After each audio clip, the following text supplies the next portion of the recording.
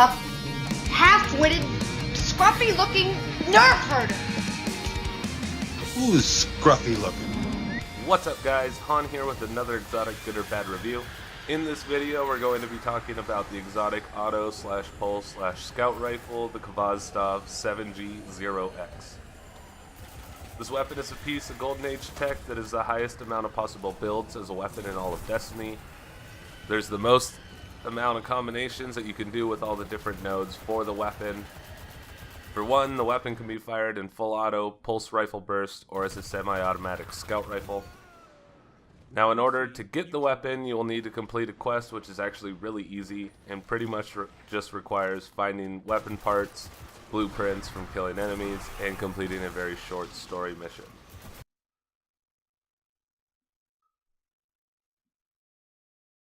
The first perk tree is where you select the rate of fire, whether it's automatic, pulse, or semi-automatic. The next perk tree includes Hammer Forged, which increases range and accuracy, Rifle Barrel, which also increases range but slows down reload speed of the weapon, and Brace Frame, which improves the weapon stability. The next perk tree includes Extended Mag for a larger magazine, Counterbalance for another stability buff, and finally a Rangefinder, which increases the range of the weapon when aiming down the sights.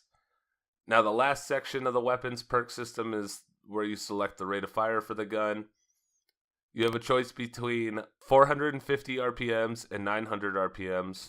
With the scout rifle node selected, the rate of fire doesn't really seem to change how the weapon fires and how much impact it does. Same with the pulse rifle function of the weapon.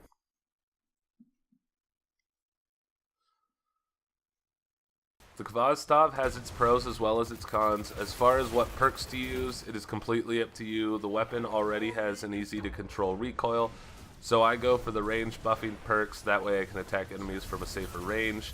Unless I'm using the high rate of fire auto rifle, I would go for stability over range. In PvE, all three rate of fire nodes work well for most types of enemies. However, the cons of the weapon are most noticeable in the Crucible. The scout rifle and pulse rifle features just don't work in this game type.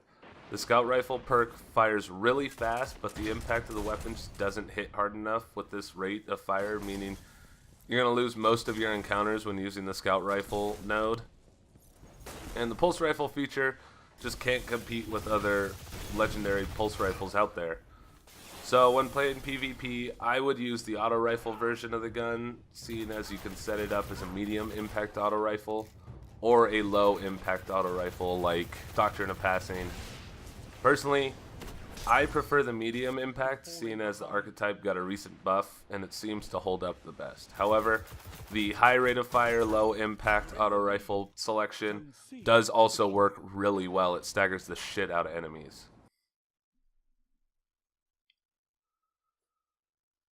Now for the final verdict for the Khovostov 7G-0X, I'm going to give it a good. The weapon works well in both sections of Destiny and is a viable weapon to use. However, in Crucible, I would avoid the scout and pulse rifle nodes and use it as an auto rifle.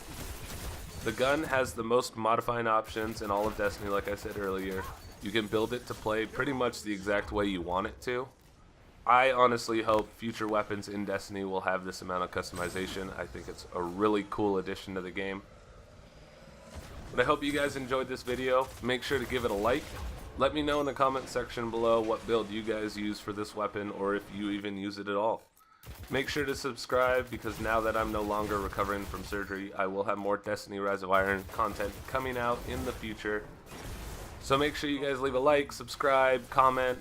I'd really appreciate it. I'll see you guys in the next video. You guys stay scruffy looking. Peace. This is why I suck. Never